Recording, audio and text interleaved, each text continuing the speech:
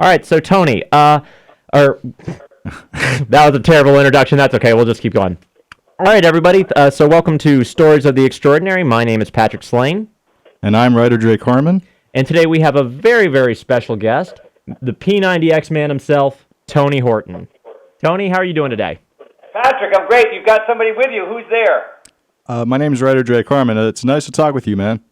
Roger? Ryder, R-Y-D-E-R. Sorry about that. Ryder. Oh, that's a very interesting name, Ryder. Oh, thank you. Nice to meet you as well. Patrick, I'm thrilled, man. I'm here to disseminate. What do you need, man? You got questions? I got answers, my brother. Great. All right. Well, first question, Tony. So lots of our students, be they freshmen, be they seniors, feel as though they have to decide what exactly it is they're going to do with the rest of their lives as soon as they graduate. It's almost if they'll only work one job in their lifetime. Like, that's the mentality they have. You yourself have had a number of jobs, everything from being a carpenter to being a dishwasher, a waiter, even being a mime. Being that you yourself have worked so many different jobs just to make a buck, what would you say to our seniors who are thinking, I have no idea what the heck it is I want to do with my life? I am so worried I'm going to go through the rest of my life just trying to make a couple of bucks. Well, that's interesting. I'm pretty sure there is a very high percentage of seniors out there that are in the same situation that I was in 1980. The doctors, the lawyers, the accountants, people with have a sort of a myopic approach to where they're headed post-college.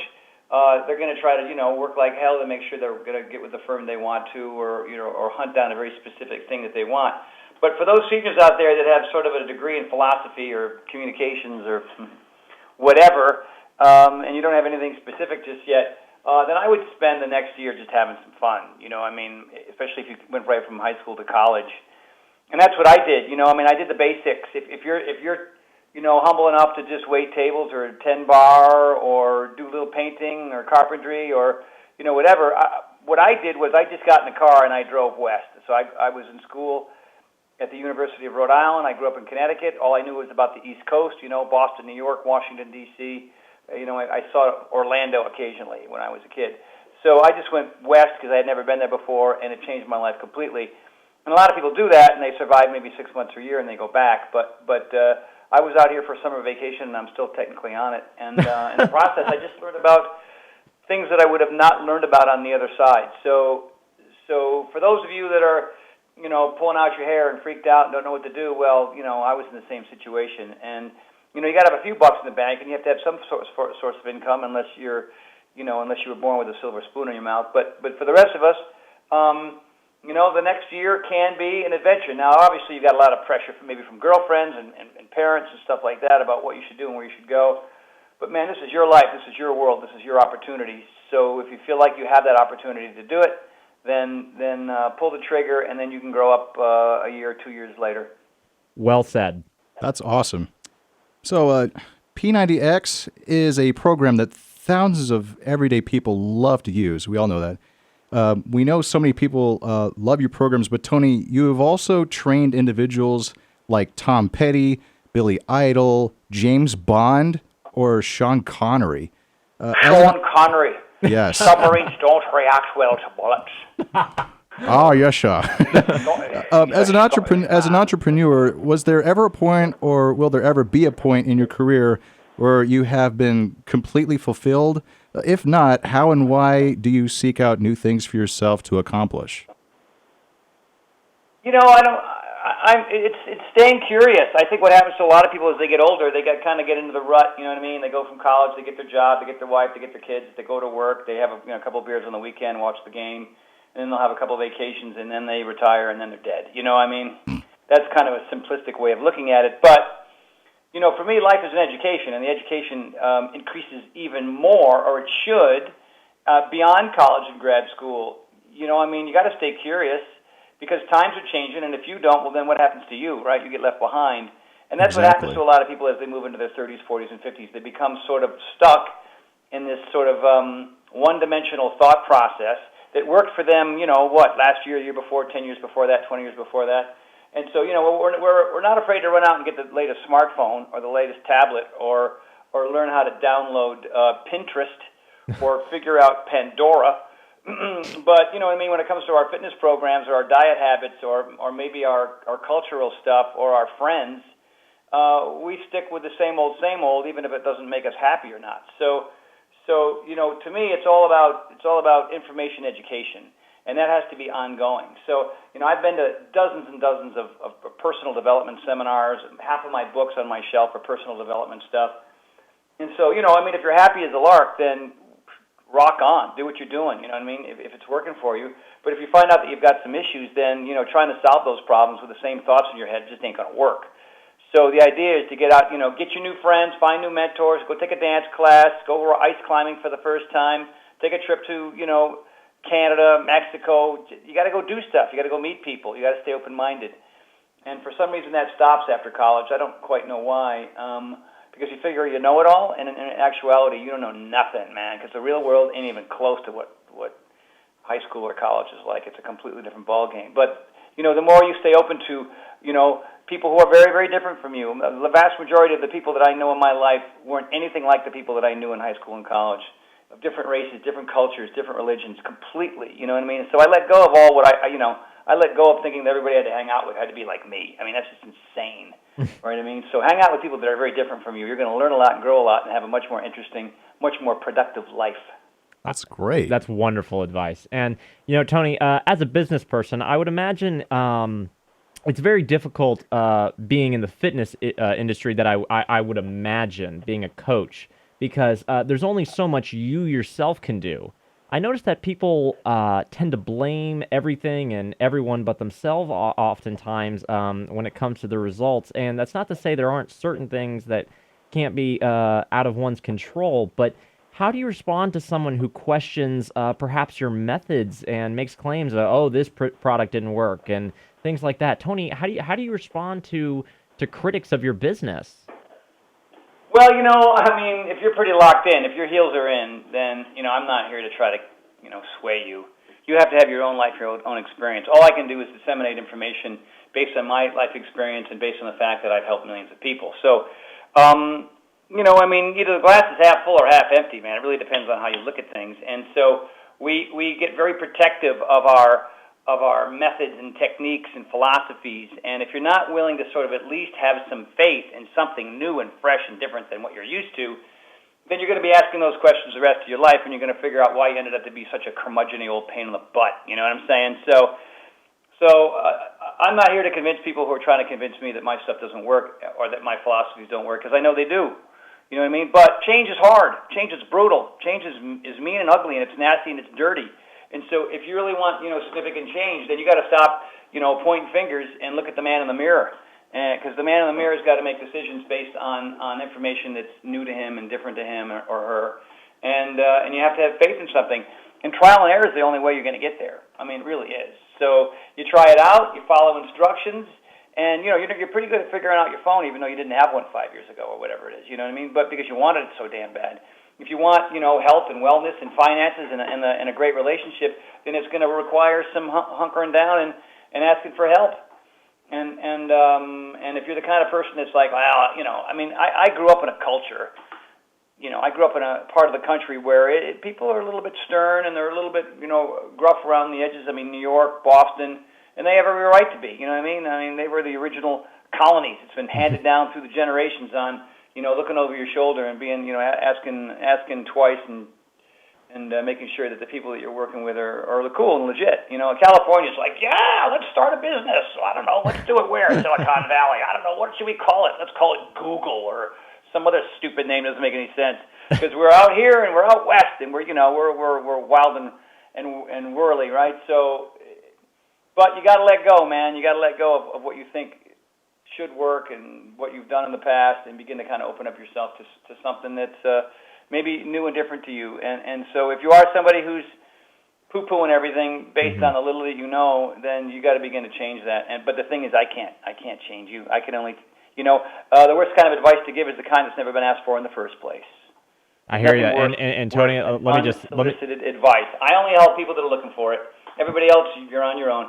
I hear you. And Tony, I just wanted to say this. You know, I can remember being 12 years old and seeing a P90X commercial on TV. I just saw the movie 300, and, you know, P90X was like, yeah, hey, you want to look like all ripped and everything? Here's how you get there. And I'm just going to say it helped me develop great habits. And you know what? For that, I want to thank you so much because ever since, I love going to the gym and I love eating healthy. Me and Ryder work out together all the time. And Yeah. you know what? It's like it's just been such a rewarding experience. So this is kind of like all of it coming full circle in a way. Well, fantastic. I mean, it's funny. You were 12. I was 46. Okay, man. So I'm 57 now, and you know, aging's for idiots. It really is. Or that's the non-PC version. The PC version is aging is for people who aren't willing to learn the techniques and tactics and philosophies so that they can avoid it, like most people. But that doesn't look as good on a T-shirt. Aging is for idiots looks even better. So I'm glad you guys. I mean, you learned something at a very early age. When you were tweens. I didn't learn this stuff until my late 20s or 30s. You know, I had a late start, but I'm glad I at least somewhere along the line figured it out. And there are people out there in their 50s and 60s and 70s who are just beginning to figure it out. And those are some pretty courageous folks because, you know, most people's brains are locked down to the 10 things they know best, and it's very hard for people who are older. My most popular demographic is 18 to 24 and 25 to 35, which are people who are much younger than I am. So, yeah, I'm thrilled, man. I'm thrilled for you guys, and I'm glad it's working, and I'm glad it's part of who you are now. And you would never go back. You know what I mean? It's so ingrained. Like just sitting around doing nothing and eating cheeseburgers and drinking Dr. Pepper just seems like insanity to you guys. And there's more people, you know. And the funny thing is, you know, if you regressed for whatever reason and decided just to go south, but you wouldn't because it's too much part of you from an early age. But if you did, it's amazing how, you know, every aspect of your life would go into the toilet. You know what I mean? Yes. You'd be moodier, you'd have no energy, you'd have no enthusiasm, you wouldn't be on a phone call with me, that's for damn sure. So kudos to both of you.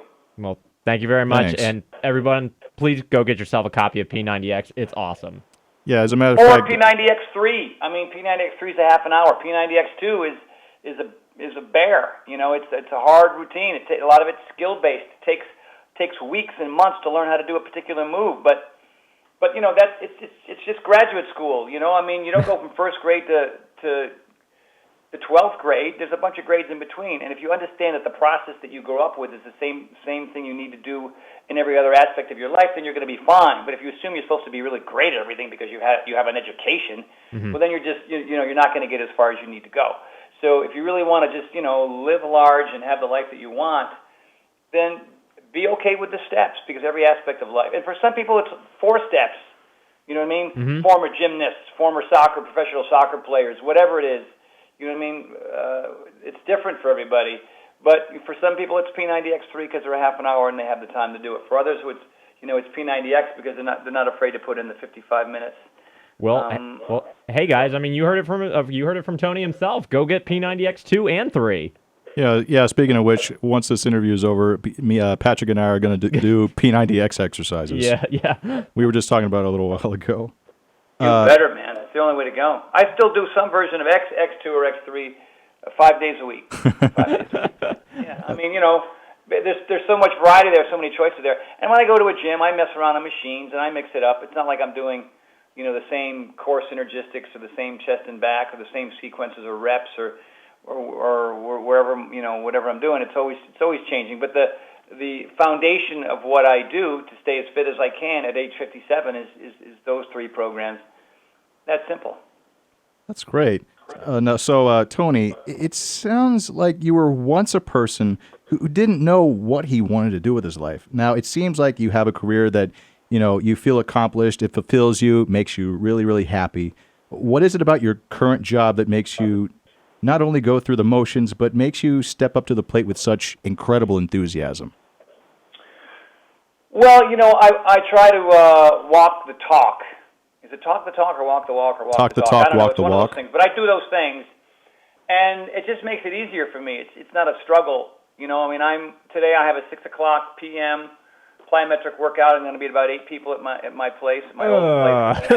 Plyo. Yeah, where are you guys? You're on the invite list. What happened to you? And I've got painters here. I've got audio-visual guys here. I've got landscapers here at the new house, and I'm trying to keep an eyeball on everything. And so they're going to be leaving at 6, but I have to leave here at 5:15 to get there on time. So I just figure it out, man. I just figure it out, and I show up, and I jump up and down, and I do what I need to do. I mean, ski season's around the corner, and so I want to be able to, tear down that mountain like I did when I was in my 20s, even better, because I know more now. And when it comes to career stuff, I look at a lot of my peers, and they're gone. Like, there's a guy named Gunnar Peterson. I don't know where he is. Billy Blanks, he's in Japan now. Susan Powder, Tony Little. I mean, whatever. Maybe they're doing something they're happy about, and I certainly hope that they are. But to be able to sort of sustain this level of success that I've been very fortunate to have for the last 17 years is that you have to constantly reinvent yourself. You have to constantly re-educate yourself. You have to constantly be taking in new information and surrounding yourself with peers and mentors who know more than you know. So I'm at the track yesterday with Malachi Davis and Tasha Danvers, and they're former Olympians, and they know a lot more about track training than I do.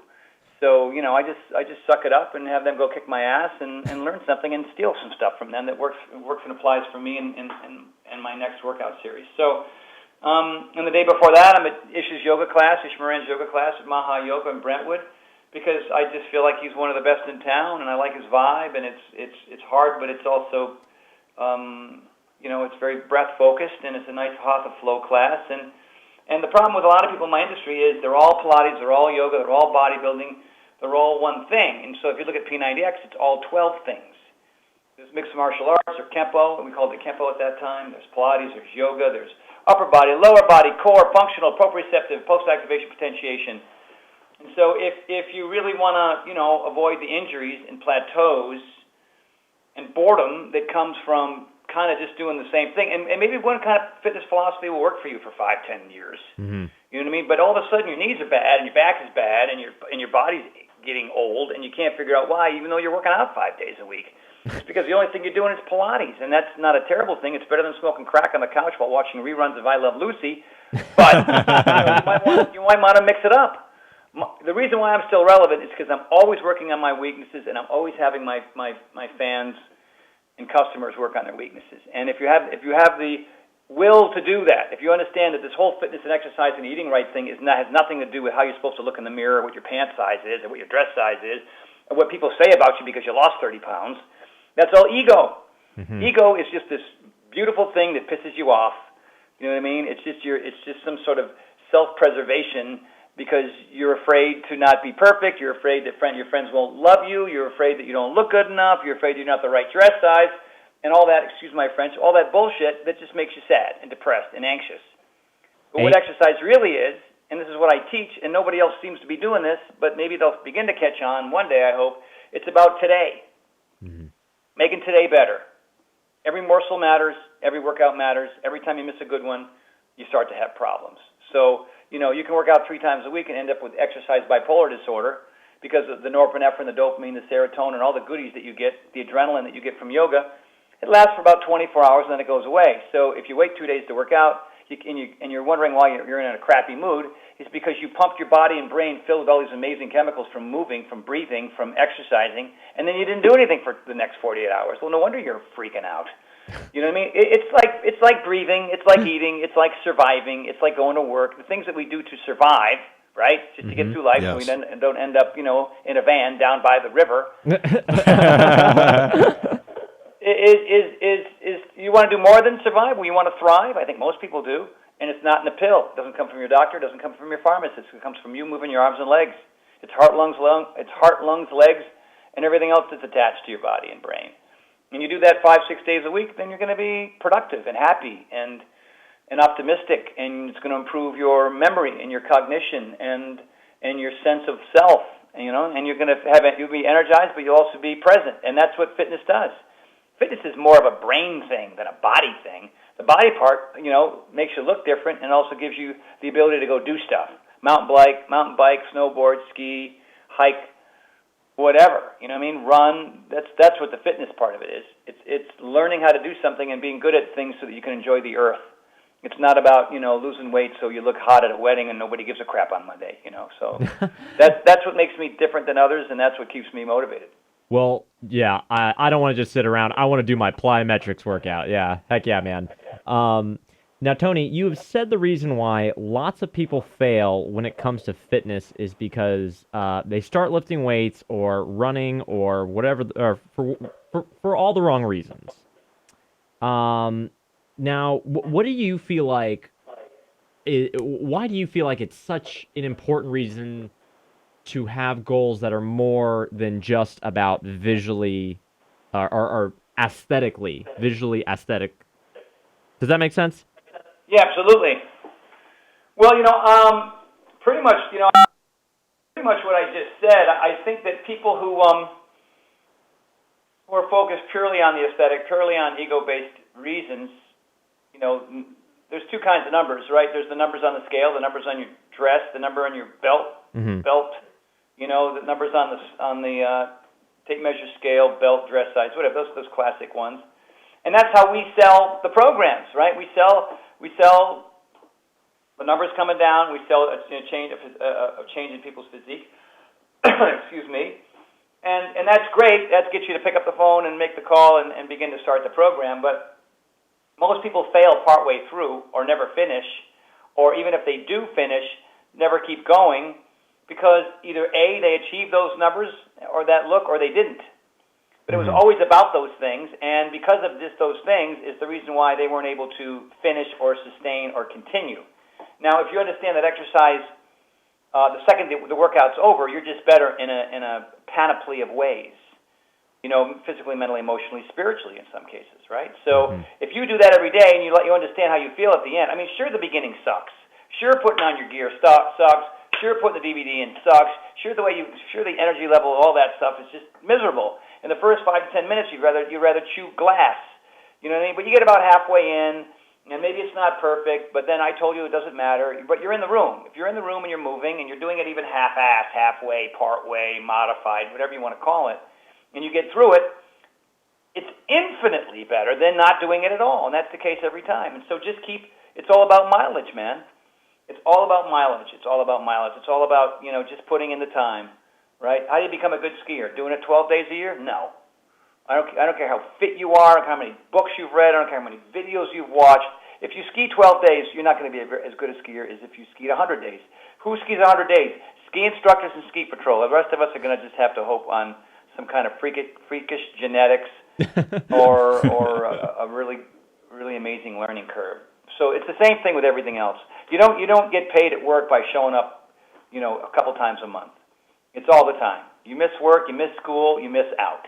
Right? Same thing with exercise. If you want to see dramatic physical, mental, and emotional change, then it's got to be who you are. Like you two guys, you learned when you were 12.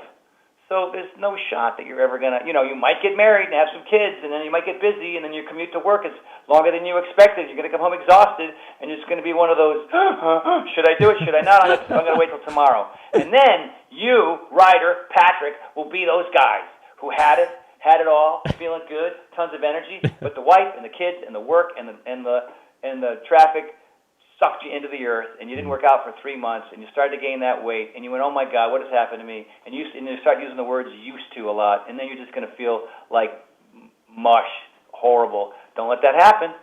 Tell your wife right out of the box, this is who I am. Don't marry a girl who likes to sit around watching bonbons and TV. That ain't your girl, man. You're gonna yes, sir. No way around hard work. Of course. They get it and do it, and who support that, right? So, but part two of that question is, it's not about you anymore. It's not about you. It shouldn't have been about you in the first place. The ego, the numbers that have everything to do with what nice things people say about you or how you feed your ego. It's not about. That's about you. All right. So when you have great success in the society of a lot of people who struggle with this stuff, you are now the educator. You are now the coach. You are now the mentor. People see the before you and they see the after you, and guess who they want to talk to? Guess who they want advice from? Guess who they want to hang around? It's the after guy, not the before guy. Before guy doesn't have as many friends as the after guy does. After guy is loaded with information because he's been there and done that. He had the You know, he had the big belly. He had the extra 80 pounds. He had the lack of strength, coordination, stamina, and cardiovascular strength. But all those things got fixed.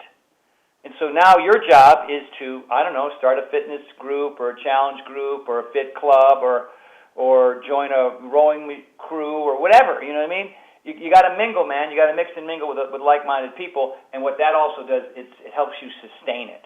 Yes. Now, what helps me sustain it is I work out with guys that are 10, 15, 20 years younger than me. They're just in my quiver. They're in my crew. So, you know, my job is to kick their ass. I don't care how much younger they are. I bet you do. Of course, yeah. And then the other one is skiing. It's just skiing, man. It's just getting on the hill and not skiing like an old man, just ripping. I want to rip. I want to go fast. I want to go deep. I want to go steep. And so I will do whatever I have to do Monday through Friday to make sure I can do those two things. That's just my own personal thing. Everybody else is different. And so when it's not about you anymore, now you have a real sense of altruism, right? You have the sense of, oh, this is what it feels like to be Gandhi. This is what it's like to feel like Jesus or Mother Teresa or the Pope. You know what I mean? You guys are like little Pope people, the two of you, right? Tony So Horton, go out and be little you know what that people. brings? Because it's not about your car, or your house, or your shoes anymore, or your watch, or where you know what kind of wine you drink. That's just all ephemeral baloney. It's about, wow, Patrick and Ryder are now little mini me's, and I need mini me's. I can't do it all, fellas. So now you have to live by example and share with people who are looking for your advice, because what I say before, the worst kind of advice to give is the kind that was never asked for in the first place. So don't start shoving this stuff down people's throats who aren't ready. You just have to do your thing and button up. Yes, That's sir. excellent. So, Tony, we almost all of us have had counselors that have helped us be successful in our careers. Tony, who have been some of the counselors that you've looked up to? Like, for example, some people you've known personally, or from books that you've read that you would recommend to some people to read? You know, I have a sort of a unique situation. Part of the reason why I became successful later in life is because I didn't have a lot of help early on. My father was in the Army, and then he was a traveling salesman, and so he was gone Monday through Friday most of the time. And I was an Army brat, so we moved 6 times before 5th grade. So and I was also small, and I had a mild speech impediment. I wouldn't call it a speech impediment. I was more of a kid who got stuck in the middle of a sentence, sort of searching for words. You know, so I would kind of like be that guy, and you know what I mean? Yeah. It wasn't like I was I wasn't stuttering. I was just, my brain was, you know, Just synapses taking were, a short pause. my synapses were clogged with high fructose corn syrup. You know what I mean? Yeah. Or whatever. You know, when I made a dietary change, oddly enough, I mean, this is just my theory, but when I started to exercise and I was releasing dopamine, serotonin, something called brain-derived neurotropic factor, which is molecules and proteins inside of the brain that kind of vibrate and come together when you exercise. It's just from breathing hard. Like every time I breathe hard, I just think about my brain and how it's affecting the quality of my brain, the speed of my brain, the synapses in my brain, and it turns me from pessimist to optimist. That's like when I'm on the track yesterday, just, I thought, oh God, my brain is just growing, and I'm getting these, you know, these brain-derived neurotropic factors are growing inside of my head. But when I was young and I was a slug and I was eating crap, and I was eating, you know, fat, sugar, salt, chemicals, and fast food, it's no surprise that I was having the problems that I had, and I think a lot of people do. And so, you know, that's sort of the big change for me. That's the big switch for me, and you know, I'll never go back, because the quality of my life is 10 times what I've ever had, and I got that from Tony Robbins, and I got that from Deepak Chopra and Andrew Weil, and you know, going to EST classes and Temenos and all that kind of stuff. But I didn't have it as a kid. My coaches were boneheads, you know. I barely made the football team, and the only reason why I was on it was so that the other players who started could run over me on Monday through Thursday, you know. I mean, they needed some kind of tackling dummy with the uniform on, and that's kind of who I was. My coaches weren't there to really help me get better, you know. They were just your third string. Yeah. I didn't play most games. I think I played maybe a total of 10 plays in the course of my entire senior year. Oh. And why didn't I quit? Like, what was it for? You know what I mean? Because I just wasn't going to be a quitter, right? I wasn't going to be that guy, even though I probably should, and just, you know, hung out with the girls in the stands. But what did I know? You know, and everybody's different. You know, everybody's different. I mean, I can give you a book to read from whoever, Viktor Frankl's Man's Search for Meaning. I mean, if anybody hasn't read that book, holy crap, man, or John Rady's book Spark. There's just intel in there, you know what I mean?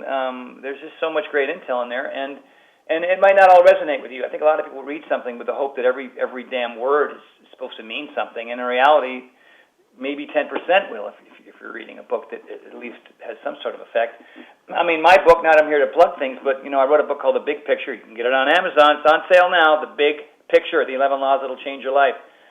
It's a personal development book. It's not a health and fitness book. I did two of those. One was called Bring It. One was called Crush It. I thought a third one called Annihilate It was stupid. So I did The Big Picture, and The Big Picture is about just what the title says. It's really about sort of your goal setting and your determination to be who you're supposed to be and not be something else that everybody else tells you you're supposed to be. Because it's the only way you're going to be happy. And the foundation is exercise and eating right. I mean, that's the foundation. I don't care if you're a CEO or a garbage man or a student or a teacher or whatever, but if you're overweight, you're overwhelmed. And if you're eating fat, sugar, salt, and chemicals, then there's no shot that you're going to be happy most of the time. Chances are you're just going to be frustrated most of the time. That's what that food does. But for whatever reason, we've got addicted to it, and it's hard to get off it. I mean, sugar's as addictive as cocaine. Yeah. So I cut my sugar back by about 90%. Whoa. About 6 months ago, and I am like a firecracker.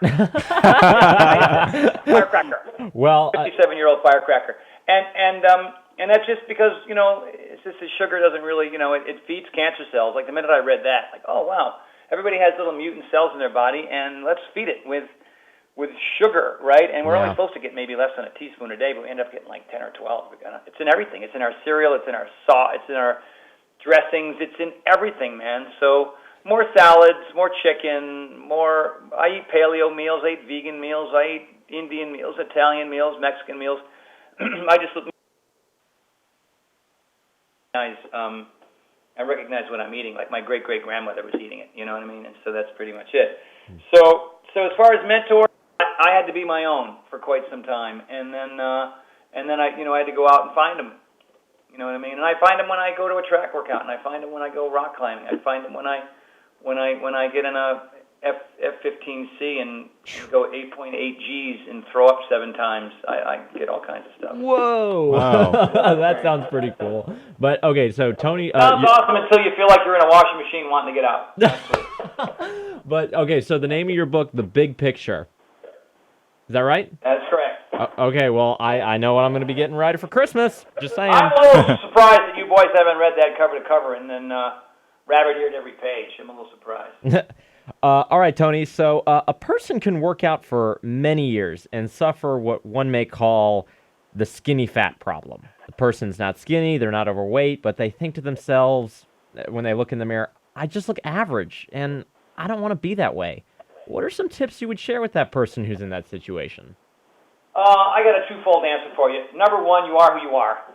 In some respects, you are who you are. You're an ectomorph, an endomorph, or a mesomorph, or some combination thereof. So if your parents are from Kenya, and they've been running, 12 miles every morning to get the water, you're going to be an ectomorph. You're skinny, you're naturally skinny. You can turn yourself into sort of a quasi-mesomorph, which is people who are naturally linebackers, mesos, right? They can look at a dumbbell from 12 yards away and gain muscle mass. You know what I mean? They're just the genetics are there, the cultural stuff is there. They're just I'm echo-meso. I mean, I'm muscular, but I'm naturally skinny. That's just kind of who I am. And so your focus shouldn't be on and I'll get into the skinny fat thing too. It's sort of a two-parter, but when I first did my electroimpedance test, when I weighed 156 pounds, my body fat was 23%. Whoa! And I was through the roof. I was like, wow! And the guy said, "Oh, you're skinny fat." So I had even though I was thin in appearance while wearing my clothes, with a little paunch, but there was no muscle in there. It was all bone and they call it subcutaneous fat, but it's really adipose tissue, and that's sort of everywhere, just beneath the surface of the skin. And if you don't have muscle, you can get away with looking thin. You don't have any muscularity. You're not vascular. You're not striated.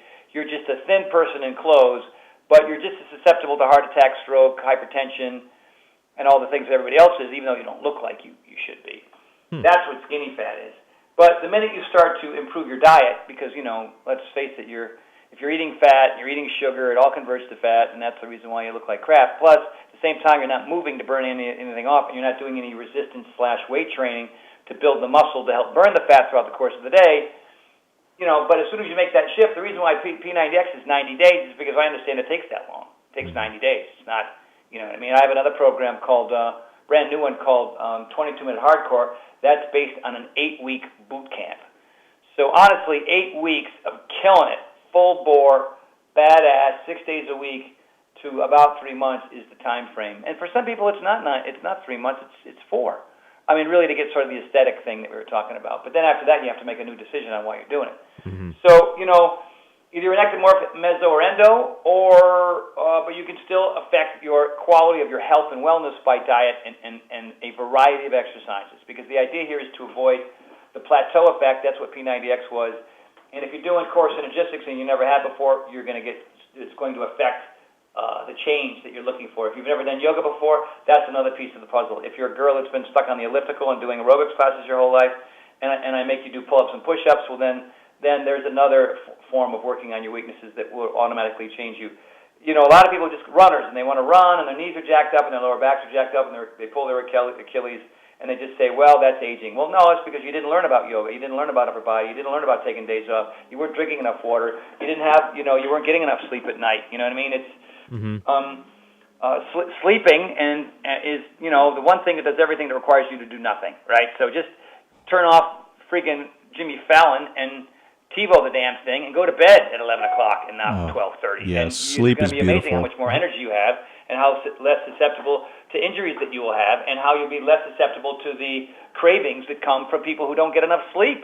Yep. People who crave fat, sugar, and salt all the time are usually sleep deprived, and when they are sleep deprived, a lot of them have sleep apnea, which, that means, the circadian cycles that are supposed to happen every night, they last around 40 minutes each, right? You have deep sleep, then REM sleep, and it goes through a cycle, and if you don't get them all because you're up too late or because you're overweight and you can't figure out why you just want to eat freaking cupcakes and fried sausages all day long, you know what I mean? So, the only way you're going to even have any discipline at all is to be able to get enough hydration and sleep at night. So these are just things that I've learned, and you are who you are, but change can come from making, dietary changes and physical changes or moving physically as well.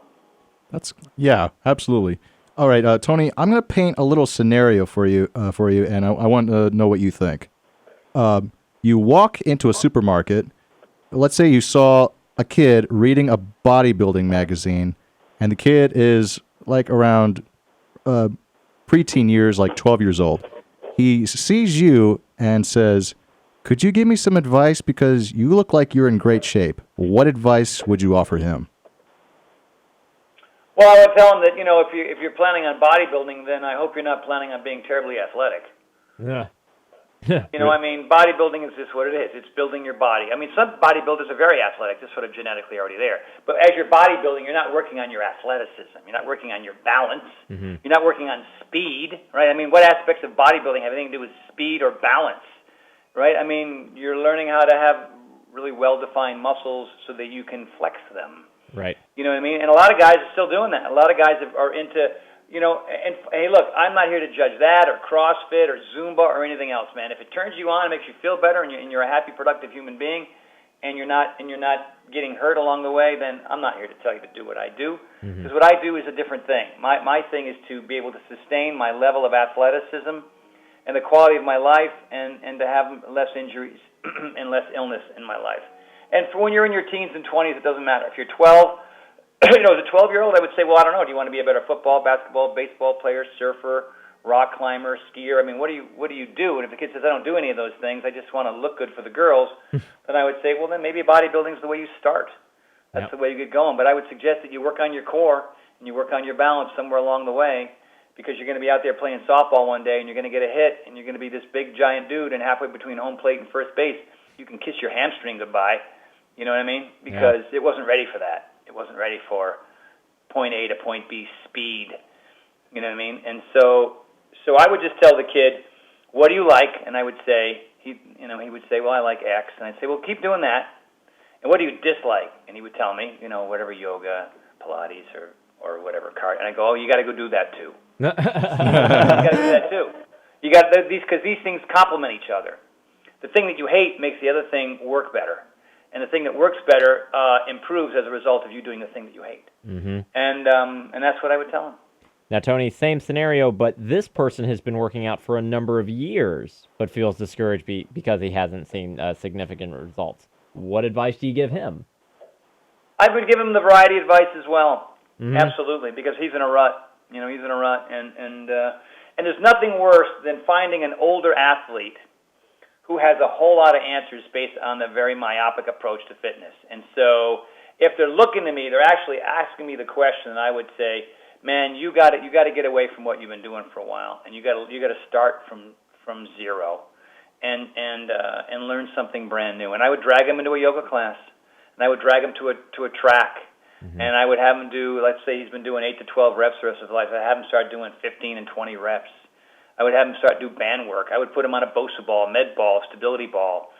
I would teach him levers, how to climb a rope, how to use a pegboard, how to use plyo boxes, whatever it is. I mean, obviously, if a lot of older athletes, you have to be more careful because they're more fragile. Their parts have a greater propensity to break, especially joints, knees, backs, hips, ankles, stuff like that. So you just, it's all about making sure they have good long warm-ups, teaching them that. A lot of them don't. They just kind of get right out there and go. So warming up, prepping the body, and then learning how to just kind of chill, cool down a little bit. And everybody just wants to go. Even products with Beachbody, like a lot of our products don't have warm-ups or cool-downs anymore. It's insane. You know what I mean? So I insist in every one of my programs that are kind of going to just get going out of the box that there is a very important, very specific, what I call cold start DVD, and that's in P90X3. Mm-hmm. And the brand new 22-minute hardcore is going to have a cold start DVD. And sure, you're short on time. The program's already been shortened for you, but if you want to get through it without being injured for 6 to 8 weeks, then do the damn warm-ups, you know what I mean? And that's another thing that people, advice that they're not getting, and they should, and that's what I would say. That's great. Tony, let's say there is another guy like you who says he will make... You got a third guy? Yeah, there's a third guy. There's 3 guys, Tony. We're throwing a lot of guys at you. We're sorry. Completely different person, though. But let's say he's like you, but he wants to start out, he wants to make the next best P90X-esque infomercial. What advice would you give him for wanting to be a success, like outstanding, to stand out in the business of fitness? Well, it's so funny that you're asking that question because I'm building a course right now based on just that. So, you would come out with me, you'd hang out with sort of like we go someplace fun, L.A. or San Diego or Hawaii or whatever. Yes. And something that's not, we would go to Europe, but less people could afford it. It's basically teaching you what I already know and how to do that and how to get there. To kind of give you a hint, is that you have to be, it's all about persona. I mean, the bottom line is all about persona. It's about who you are and how you deliver the material. And you have to be dynamic, and you've got to be charismatic, and you've got to have a different angle than everybody else, and you've got to be watchable. Think about anybody that you watch on TV or on film or in politics. What makes them interesting? What makes them popular? Why are they on the cover of magazines and newspapers and have top-rated shows and movies all the time? There's something about those individuals that is slightly better than like you look at a news anchor, all right, a local news anchor. That person did something well enough to be able to get the job where other people couldn't, right? But then could that news anchor step in and do Brad Pitt's job? Not a shot. You know what I mean? He's a celebrity, but he's not a Brad Pitt celebrity. There's a lot of people in my industry who are doing pretty well on the web. They got fans on YouTube and Instagram and Twitter and Facebook and everything else. And, they're making a few bucks through advertising. But, they're not quite there yet. And so there was a fitness seminar here with, I think, 8 or 10 of us on this panel talking about it, talking to people out in the world. It was live on YouTube, and it was on Periscope too, I believe. And so I was sitting watching these kids, and they're all in their teens, and maybe they're not their teens, but they're in their 20s and 30s, talking about how many subscribers they have and how many people on Facebook, and how do they deal with negative chatter about their comments or their pictures or their videos. And I'm thinking, holy shit, you think this stuff matters? I mean, maybe it does. I'm way behind. I'm not behind the 8 ball on this stuff, and I'm late to the game. But I mean, I just look at it in a much bigger, more profound way. Right. You know, people will find you. You don't have to go find them, right? They'll find you by if you're awesome. Mm-hmm. All right, your level of awesomeness has to be awesome, right? Yeah. So am I awesome? Yes. I don't know, but I'm sure as hell different You're the than man. most people. You know, I mean, there's Sean T. He's out there. He's a big deal. There's Segui. He works for us. He's pretty good. Shalene Johnson. She's had great success. Autumn Calabrese. She's our new hot girl. They're all doing pretty well. And I don't know, where will they all be after 17 years? Maybe they'll be right where I am, maybe not, I don't know. But, you know, you got to work well with others. You have to disseminate your information very differently than everybody else. You have to also at the same time make sure that you spread the workload to other people that you around you that you like and that you trust. And you should be able to, work with a cast. You should be able to develop a program. You need to rehearse the program with the cast. You have to cast the cast. Obviously, that's something to knowing how to pick the right people. You have to talk to do interviews like this, do radio, TV, newspaper, magazines. You have to be able to, over the phone, live, whatever it is. I just did one with People Magazine, and they posted something that got good reviews. You just have to have short, snappy, concise, semi-interesting and or funny responses to the world. Mm-hmm. So if you're kind of, one-dimensional or green behind the ears or afraid to build a persona, like you look at Tony Little, right? The guy with the gazelle, Yep. the ponytail. Yep. He's super quiet and mellow in person. I mean, he's just kind of regular, but he could turn on this act, right? That sold gazelles and sold what he did. And same thing with, I'm trying to think of a couple others out there. And I'm just saying, the most popular, wealthiest comedians in the world were physical comics. Mm-hmm. They make the most money, from Jerry Lewis to Jim Carrey. Chris Farley, John Candy, big, Charlie Chaplin. Yep. The guys that could, they were less verbose as they were physical. And if you can do both, which I can kind of do, you just have to find as many techniques and methods in your quiver as possible so that you can hit them from every angle. If your whole thing is content and it's not delivery of content, you're going to get a much smaller audience. Mm-hmm. The content is not necessarily king, right? It's really a look. You have to have a look. There's got to be, but if you're wearing khakis and a polo shirt, forget it, man. You're shot. Well, Tony, we want to thank you so much for taking time out of your very, very busy schedule.